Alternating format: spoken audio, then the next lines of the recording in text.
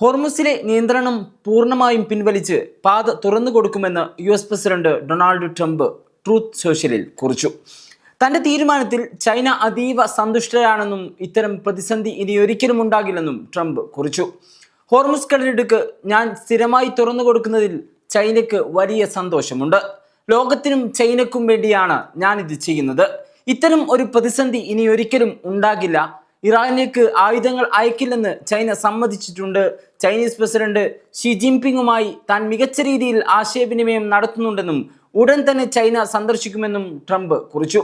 യുദ്ധം ചെയ്യുന്നതിനേക്കാൾ നല്ലതല്ലേ ഇതെന്നും പോരാടേണ്ടി വന്നാൽ നമ്മളതിൽ വളരെ മിടുക്കരാണെന്നും മറ്റാരെക്കാളും മികച്ചവരാണെന്നും പറഞ്ഞാണ് ട്രംപ് കുറിപ്പ് അവസാനിപ്പിച്ചത്. അതേസമയം ട്രംപിന്റെ പ്രസ്താവനയോട് ചൈന ഇതുവരെ പ്രതികരിച്ചിട്ടില്ല. അമേരിക്കയുടെ ഉപരോധം മറികടന്ന് ഇറാനിയൻ കപ്പലുകൾ മേഖലയിൽ സഞ്ചരിക്കുന്നതായും റിപ്പോർട്ടുകളുണ്ട്. ഭക്ഷണ സാധനങ്ങളുമായി എത്തിയ ഒരു ചരക്കു കപ്പൽ പേർഷ്യൻ ഗൾഫിൽ പ്രവേശിച്ചതായും നിലവിൽ അത് ഇമാം ഖുമൈനി തുറമുഖത്തേക്ക് നീങ്ങുന്നതാണെന്നും ഇറാൻ ഔദ്യോഗിക വാർത്താ ഏജൻസിയായ ഫാർസ് റിപ്പോർട്ട് ചെയ്യുന്നു. കൂടാതെ അമേരിക്കയുടെ ഉപരോധ പട്ടികയിലുള്ള ഒരു സൂപ്പർ ടാങ്കർ ഇന്ന് രാവിലെ ഇറാൻ അതിർത്തിക്കുള്ളിൽ പ്രവേശിച്ചതായും റിപ്പോർട്ടുകളുണ്ട്.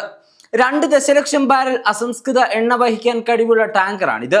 അതിന്റെ AIS സംവിധാനം സജീവമായി നിലനിർത്തി US ഉപരോധങ്ങളെ വെല്ലുവിളിച്ച് യാതൊരു ഇടപെടലും കൂടാതെ ലക്ഷ്യസ്ഥാനത്തെത്തിയതായി സമുദ്ര നാവിഗേഷൻ സ്രോതസ്സുകൾ പറയുന്നുവെന്നാണ് ഫാർസ് റിപ്പോർട്ട് ചെയ്യുന്നത്.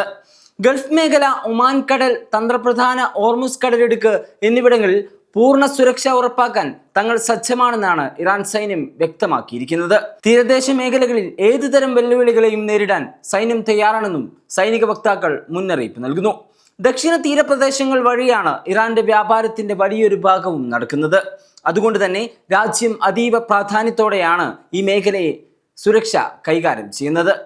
ഇറാനിയൻ തുറമുഖങ്ങളിൽ പൂർണ്ണമായും നാവിക ഉപരോധം ഏർപ്പെടുത്തിയതായാണ് സെൻകോം അവകാശപ്പെടുന്നത്. ഒരു കപ്പലിനും ഉപരോധം ലംഘിക്കാൻ കഴിഞ്ഞിട്ടില്ല എന്നും അവർ അവകാശപ്പെടുന്നു. എന്നാൽ ഭക്ഷ്യവസ്തുക്കൾ വഹിക്കുന്ന ഒരു ബൾക്ക് കാരിയർ പേർഷ്യൻ ഗൾഫിൽ പ്രവേശിച്ച് ഇമാം ഖുമൈനി തുറമുഖത്തേക്ക് നീങ്ങുകയാണെന്നാണ് കപ്പൽ ട്രാക്കിംഗ് ഡാറ്റ കാണിക്കുന്നത്.